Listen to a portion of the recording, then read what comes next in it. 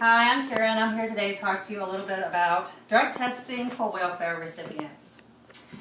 The idea for drug testing for welfare recipients seems easy, but it's actually a complicated process.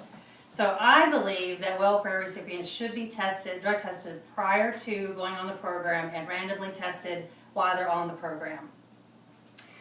Spencer, Muroff, and Delva reported that drug use among welfare recipients is 50% higher than those that are not on any public assistance. Surprisingly, cocaine is the predominant use among welfare recipients at 48%. 27% use marijuana. In 1996, Congress passed and Bill Clinton signed into the act, which was the Personal Responsibility Work Opportunity Reconciliation Act. This act replaced the Aid to Families with Dependent Children with TANF, which is the Temporary Assistance for Needy Families. TANF places a 5-year lifetime limit on the benefits that you can receive, and also within 2 years, most mothers have to be employed at that time.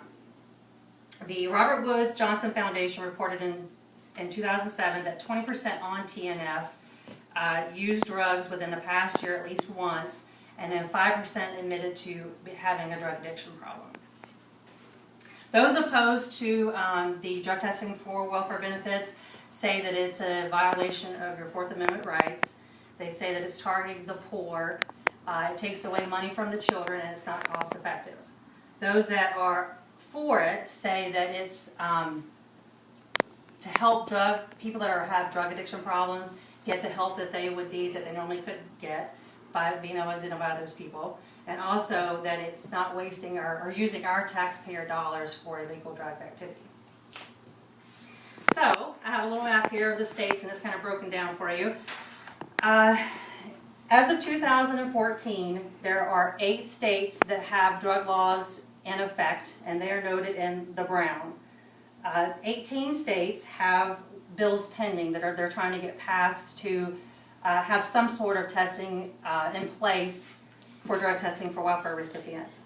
One state here, it has passed a law just to get some sort of drug testing program in effect. So that's for that.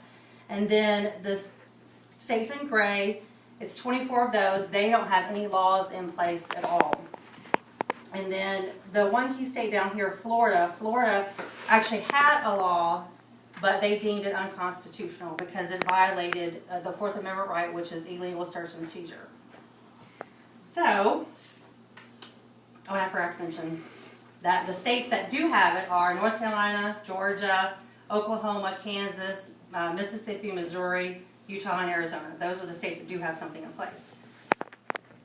In my opinion, the states that do not have anything in place are probably not doing it because of the outcry of the Fourth Amendment rights, which is the illegal search and seizure.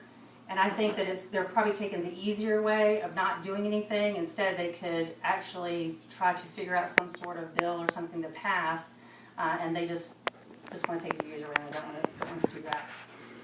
So the state of Florida, like I said, it says that they violate the it violates the Fourth Amendment rights. Because of that, there's 2 states, Kansas and North Carolina, that have drug testing in place, but it's only to people that have a reasonable suspicion. And then Oklahoma uses a questionnaire that targets for drug use. And then in Texas, if you fail a drug test in Texas, you are not eligible for unemployment benefits, but you have to have been in a position that required drug testing prior to going into the program for that. The reason that I believe that people on welfare should be tested is simple. If I, like pretty much every other working person, has to be drug tested as a condition to my employment, why shouldn't they? Because after all, our tax dollars are funding these programs. This is no easy task because it's called unconstitutional because it's a suspicionless search, and therefore it violates our Fourth Amendment. I feel that a way around this barrier is to make it a condition that they get the state-funded assistance, which is the same premise that employers use to, help to get their workers, to target their workers. So for example, my job, I had to be drug tested before, as a condition before I got employed, and now I have to submit to random drug tests. But that's because I choose to do it. If I choose not to do it, then I lose my job. So if we apply the same rule to the welfare, then it's the same thing. They have a choice. We're not actually making them. They have a choice to do it. Also, I feel that state-funded assistance is basically, if it's state-funded and the government is turning a blind eye to these people using drugs, then they're basically enabling drug use or illegal drug use, and it's with our tax dollars. So now that I have your attention on this serious issue, as I have mentioned before, 24 states do not have laws in place, and Virginia is one of them. So I've taken the time to pre-address and stamp some envelopes, and I'm going to hand out now. Okay. And Ken gets his. So all I ask you to do is you write a letter, drop it in the mail to our congressman here in Virginia, and let our voices be heard to impose drug testing for welfare recipients here in Virginia. Thank you. Nervous. Oh, good.